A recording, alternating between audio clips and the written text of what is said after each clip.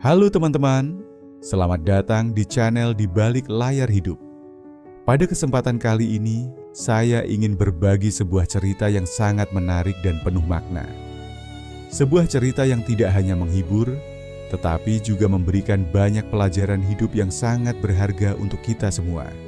Seperti biasa, cerita ini mengandung banyak hikmah yang bisa kita ambil untuk menjalani kehidupan sehari-hari.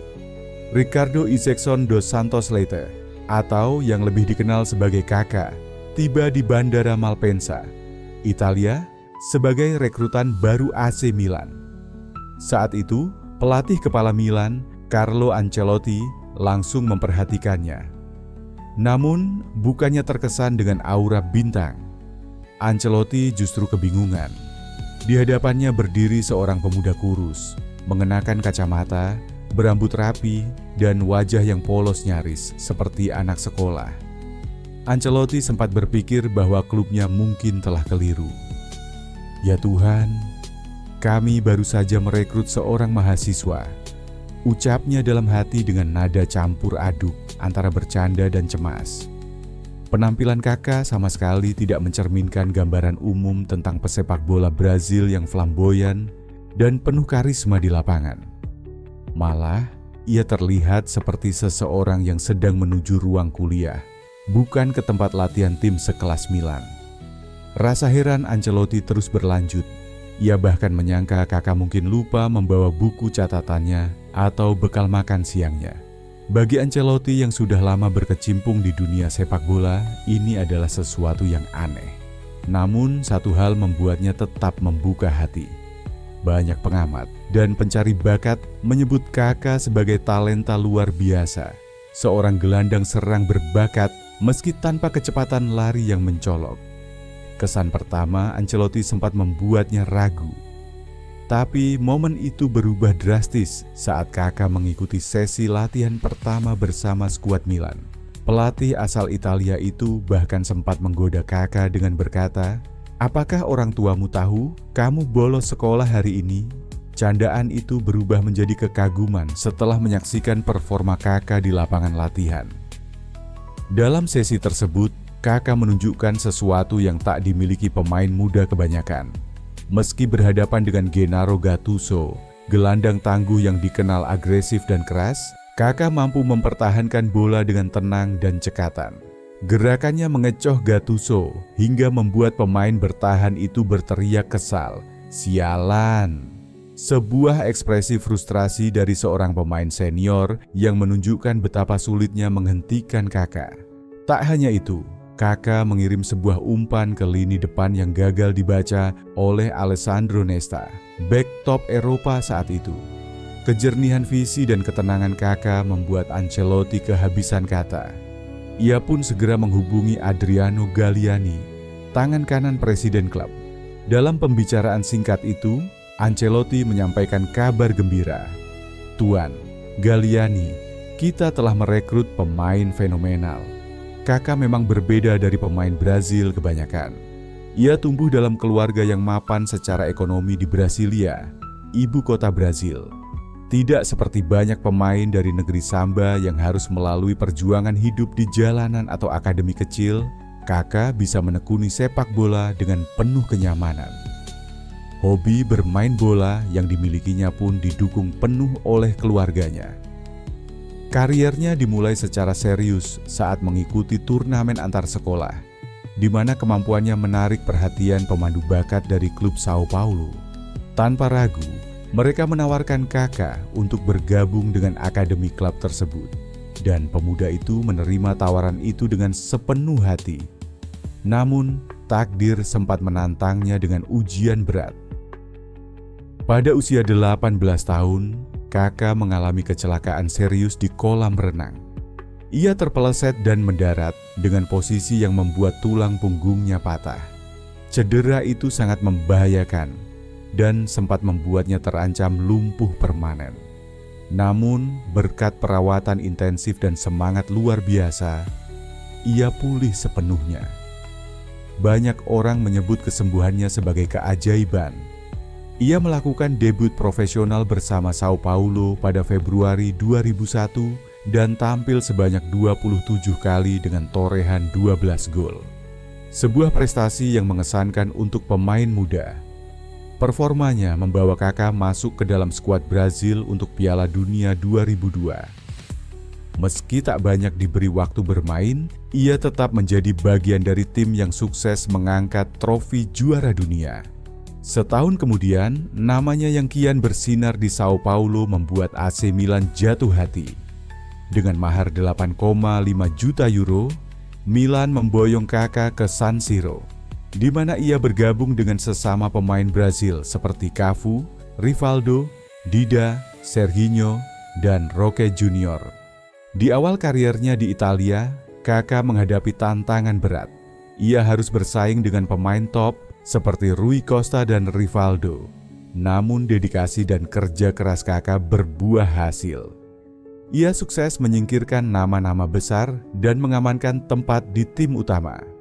Pada musim pertamanya, Kaká mencetak 10 gol dari 30 pertandingan, membantu Milan meraih Scudetto dan Piala Super Eropa. Penampilan apiknya membuatnya dinobatkan sebagai pemain terbaik Serie A dan menjadi kandidat Ballon d'Or. Di lini tengah Milan, Kaká menjadi bagian dari kombinasi maut bersama Andrea Pirlo, Clarence Seedorf, dan Gattuso. Ia juga memainkan peran penting dalam mendukung striker utama seperti Andriy Shevchenko dan kemudian Filippo Inzaghi. Tahun 2007 menjadi puncak kejayaan Kaká. Ia memimpin Milan menjuarai Liga Champions dengan performa luar biasa di fase gugur. Ia mencetak gol penting melawan Celtic, lalu 2 gol ke gawang Bayern Munich. Di semifinal, ia menghadapi Manchester United dan menjadi bintang lapangan dengan gol legendaris ke gawang Edwin van der Sar. Di final melawan Liverpool, Kaká memberikan assist penting bagi Inzaghi. Milan menang dan Kaká akhirnya diganjar Ballon d'Or serta gelar pemain terbaik dunia FIFA. Namun kisah indah itu tak bertahan lama. Pada tahun 2009, tekanan finansial memaksa Milan melepas Kaká ke Real Madrid. Meskipun ia enggan pergi, manajemen klub menegaskan bahwa uang 70 juta euro dari Madrid sangat penting untuk menyelamatkan kondisi keuangan klub. Kaká pun akhirnya hijrah ke Santiago Bernabeu. Real Madrid menyambutnya sebagai bintang baru. Namun kenyataan berkata lain. Cedera mulai menghantui sejak awal kedatangannya. Cedera pinggul di akhir 2009 membuatnya absen hampir sebulan. Musim berikutnya, Kaká menderita cedera lutut yang sangat serius. Memaksanya istirahat selama 147 hari dan absen di lebih dari 25 pertandingan. Ketika ia kembali, posisinya di lapangan tidak lagi aman. Pelatih Jose Mourinho menerapkan skema permainan yang menuntut semua pemain bertahan, termasuk gelandang serang. Peran bebas yang biasa dimainkan Kaká di Milan kini tak lagi tersedia. Situasi ini diperparah oleh kehadiran Mesut Ozil yang bermain lebih cocok dalam sistem Mourinho dan secara perlahan menggantikan posisi Kaká. Tak hanya cedera dan taktik yang jadi masalah, media juga mulai menekan. Harapan tinggi dari transfer mahal tak mampu dibayar Kaká dengan performa gemilang. Dalam wawancaranya, Kaká mengaku sangat menyesal pindah ke Madrid dan merasa kesulitan bekerja di bawah Mourinho. Agen Kaká, Gaetano Paolillo, menyatakan bahwa Kaká sejatinya tidak pernah berniat meninggalkan Milan. Namun klub sedang mengalami krisis finansial dan harus membuat keputusan berat demi menyelamatkan keuangan. Adriano Galliani bahkan mengatakan, "Kami tidak bisa menolak 70 juta euro." Setelah masa-masa sulit di Madrid, Kaká kembali ke AC Milan pada tahun 2013. Harapannya untuk mengembalikan kejayaan lama pupus oleh kenyataan. Cedera masih terus membayangi. Ia hanya tampil semusim, bahkan sempat menolak bayaran. Setelah itu, Kaká memutuskan melanjutkan karir di Amerika Serikat bersama Orlando City. Namun kisahnya di MLS juga tidak berjalan lancar. Cedera terus mengganggunya hingga ia harus absen selama 146 hari dari total waktu bermain. Akhirnya, setelah bertahun-tahun bergulat dengan cedera dan kehilangan performa terbaiknya, Ricardo Kakak memutuskan gantung sepatu.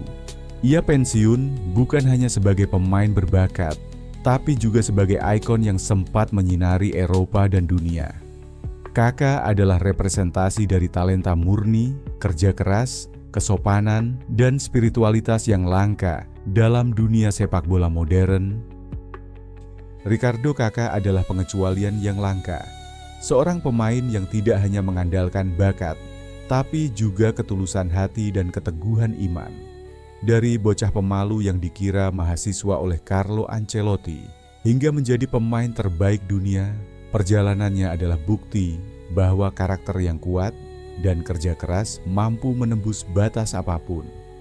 Cedera, sistem yang tidak cocok, bahkan tekanan dari media tidak mampu menghapuskan kilau sejatinya.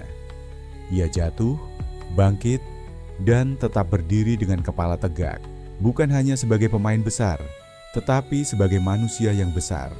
Kakak bukan hanya legenda di lapangan, tapi juga panutan di luar lapangan. Dalam setiap langkahnya, ia mengajarkan kita bahwa kesuksesan sejati tak hanya diukur dari trofi, tapi dari cara kita menjalani perjalanan itu sendiri.